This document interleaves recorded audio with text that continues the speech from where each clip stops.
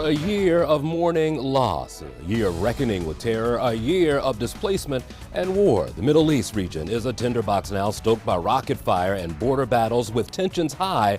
A year later, the question remains, where does this region go from here?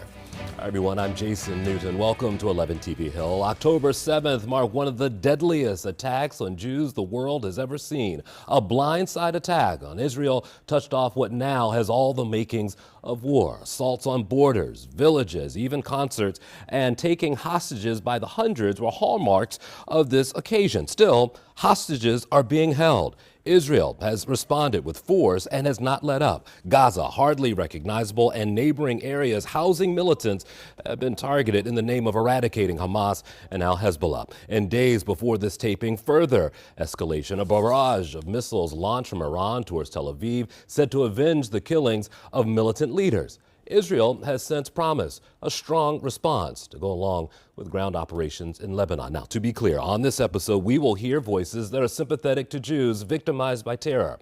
We will also hear from a Palestinian activist sympathetic towards family and friends caught in the crossfire. Those interviews will be separate, the questions similar, and some of the answers pretty raw. But the effort here is balance. We start, though, with a sit-down interview with Senator Ben Cardin. And a note, this interview was taped a day before Iran's attack on Israel. Senator, thanks for joining us.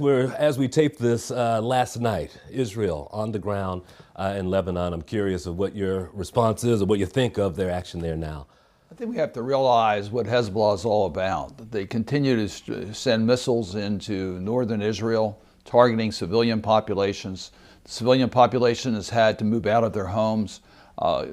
Israel cannot tolerate that. We would not tolerate that type of danger to our citizens.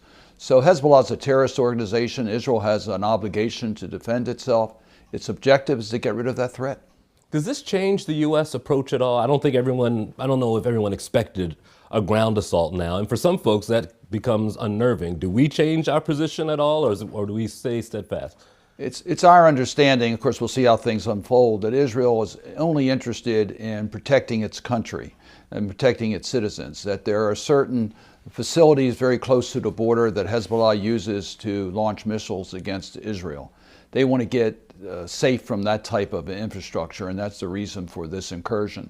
But that it's not a military incursion from the purposes of compromises Lebanon's sovereignty. So I think we have to wait to see how this unfolds. The United States and the international community and Israel, I hope, are interested in trying to find a way that we can have a ceasefire, that we can have conversations concerning security in the region, where Israel can live in peace, the Palestinians can live in peace, the hostages can be returned.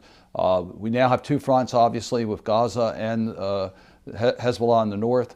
It's important to move forward to what happens after this conflict is over. I think a lot of folks will agree that Israel had to respond after being attacked.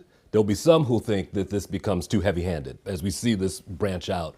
You sit on the Foreign Relations Committee. What's the concern in Washington, if there is any? Well, it's hard for us to second guess what Israel's military needs in order to keep the country safe. We're not there. But we do believe it's important to protect civilian populations. We do believe it's important to weigh the military advantages to the civilian losses. And we are certainly in favor of humanitarian assistance, particularly in Gaza, that is in desperate need. But we do recognize Israel has to defend itself. It's their military strategies, it's their lives, it's their children. As we reflect on October 7th, we know what Hamas and Iran's proxies are capable of doing. We cannot let that happen again. As this goes on, does the idea of a two-state system seem harder to approach? It's definitely harder to visualize right now, but it is the only course forward for peace in the region. The Palestinians and the Israelis need to live side by side in peace, and that can only happen with two states, a Palestinian state and a Jewish state.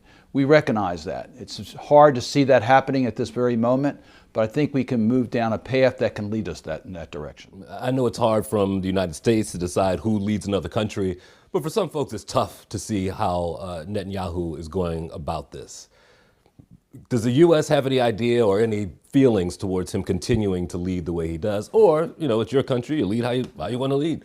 One of our guiding principles is that the country makes its own decisions on its leaders. Israel is a robust democracy. It has free and fair elections. They choose their leaders. It's not up to the United States as to who is chosen to lead Israel. You've been able to meet with people who have been victims or those who may have gotten family members back. Will you take us back about a year when this all began? Tell me your thoughts, and could you believe that we're still dealing with it now? No, shortly after October 7th, I had a chance to be in the region. I was in Israel. I saw and talked to the family members. The tragedy was unspeakable. Thousands of Israelis that were murdered, raped, burned alive, dismantled, men, women, children. It was unspeakable, the worst disaster to Jews since the Holocaust. And the country was traumatized. It wanted to do everything it could to protect from this ever happening again. So I've met with the hostage families on a regular basis ever since. Hostages are still being held. They never should have been taken. This never should have happened. They should be released immediately. So that's on our minds as we know the horror and misery that are being suffered by the hostages and their families. Last thing for you, in order for a ceasefire to occur, what needs to happen? For a ceasefire to occur, we need to get Hamas, we've got to remember, Hamas is the one who started this crisis in the Middle East. Hamas is the one who always finds an excuse not to move forward with the hostage release and a ceasefire.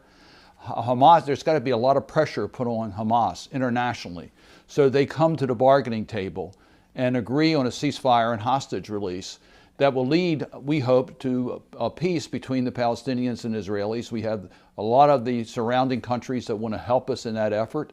We know Hamas is not interested in that, but we have to isolate Hamas and put the real pressure on the terrorist organization. And really quick, you said Iran, you believe, is the enabler for both of these organizations, correct? So some pressure has to be on them as well? Oh, absolutely. Hamas is the entity that really needs to be isolated in the region, because Hamas and its proxies are the ones that are committing all these terrorist actions. So yes, we need the international community to work to isolate Iran. That's why normalization between Israel and its neighbors, isolating Iran, is the best regional security we could have for future terrorist activities. Senator, thank you. Appreciate it.